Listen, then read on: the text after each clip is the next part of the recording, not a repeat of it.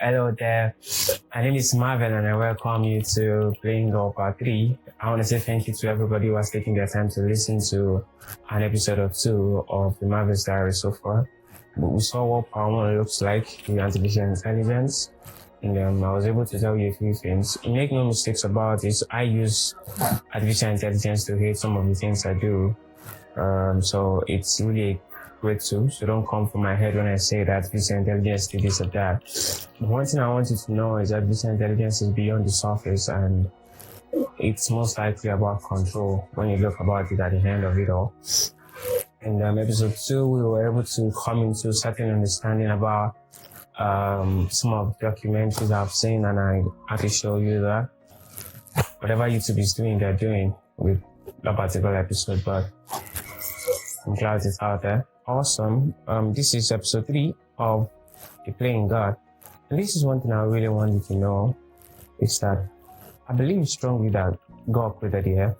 I don't believe in any Big Bang theory, because if you say that humans evolved from ape, then you have to tell me, where did ape evolve from? And why have you not seen any ape turn to an human in the past 100 years? Think about it, really. And it takes a whole level of,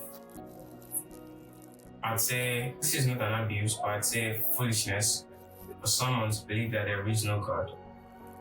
Because even the devil knows that there is a God. So it takes a whole lot of boldness in being foolish to get into that perspective. That's what I would say about that. But humans has a free will to choose whatever they have to choose, so you're good to go. We'll know if there's an afterlife or not in the next couple of years to come. And whatever it is, no matter when it matters. So this is Playing God Part 3, and I want to talk to you about the Eden of God. When you hear the Eden of God, what comes to your heart? I don't know, but what comes to my mind when I hear the Eden of God is that there is a place that God created when He created the earth, and that place was called the Garden of Eden. I mean, it was in Eden. There was a garden inside of Eden, but Eden was part of the earth. All right, and God placed a man there, and the name of the man was Adam. Adam is not necessarily the name of a person; it just means the first man, or the kind of man, as a kind of person. All right. So while they were there was interaction with spirits, there was interaction with supernatural being. Let me put it like that. And then in one of the interaction with supernatural being, we found out that there was a major interaction that happened that the Holy Scriptures recorded, and there are several other movies that when you see, there are several other books that are also trying to paint a picture from that. But I will take sides with that which is in the Holy Scriptures for the sake of this episode. You can always read about whatever you want to read about online and stuff. And then this is it. In that interaction, a being was speaking to the first human that we all call Eve, and in their discussion, we found out that there was a kind of knowledge that was being sold to her. Several over the years, people have said they had apple, they had pawpaw, listen. There is no physical fruit that can give you the knowledge of sin. So with that knowledge, you understand that what they had was not a literal fruit. What they had was a kind of knowledge. And in the realm of the spirit, eating is believing. All right, I'm sorry I'm using a whole lot of spiritual terms and all that, but I don't know how best to communicate this, and that's why I'm communicating in this way. We'll still get to whatever I have to get to on the long run. But they believed a certain kind of truth, a certain kind of thing, a certain kind of knowledge. And because of that kind of knowledge, they fell from a particular place that they were because of choices. All right, so again, we see that God isn't in the place of manipulating men. He gives every man their will to choose whatever they have to choose, and He's not found in a place of control whatsoever. That being said, we understand that there has been a constant fight around the seed of the woman and the seed of the devil over the years. And one major part you will see is that there was an involvement of the spirit. When you check the letter book of the book of Genesis, you find out that spirits came to sleep with the daughter of men, and then we have supernatural beings being born, half supernatural, half humans, and that was a corruption upon the earth, and God had to send water upon the earth and all of that. Now, how did my story relate to whatever I've been saying on playing God? It's simple. Spirits are consistent in their ways. You are the only person that is not consistent with whatever you said you're going to do. Spirits are super consistent in their way, super consistent in whatever they've said they want to do. And we understand that the same thing that happened in Genesis 3, the same thing that happened in Genesis 6, as is the same thing happening now. All right, the same deceit, the same knowledge of truth and evil that was said to them in Genesis then, it is the same thing that has been said even up till now. So when you ask some of these globalists how they got the idea that one of them said something appeared to him one day and tell him what to do, I'm telling you point blank that that cannot be a spirit of God. Because anything that makes you want to alienate some set of human beings, I was watching Bill Gates one time in one of the interviews. He said that they should give the vaccines to people in Africa and South Asia first before they bring it back to the American. When they get to the American, they should give it to the elderly first before they give it to the young ones that are super active. What he was trying to say in a nutshell was alienate people in Africa and Asia and then come back to the US, alienate the elderly people. So it's very, very tricky sometimes the way they do these things, but we have to see beyond the thin line of whatever they're saying that they are not really saying. And that's the truth for me. It's a consistent thing. The spirit, the being, the supernatural being that was at work then in Eden, it's the supernatural being that is at work now.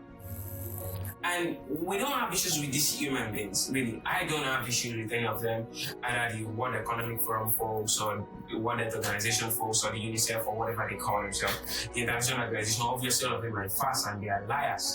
And the only thing that they are after is their pocket.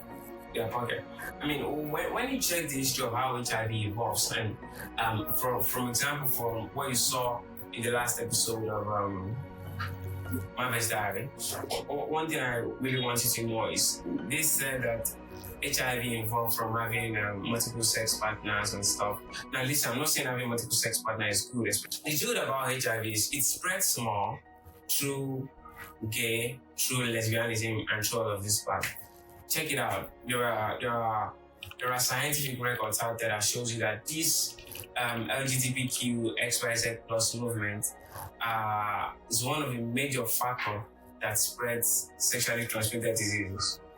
Not the normal way that we've always had it, a man and a woman. When Jesus was talking to the Pharisees, he said that your father, the devil, he lies from the beginning. He is the author of lies. That tells you something. This major deceit, this major lies going on around the world cannot be of God.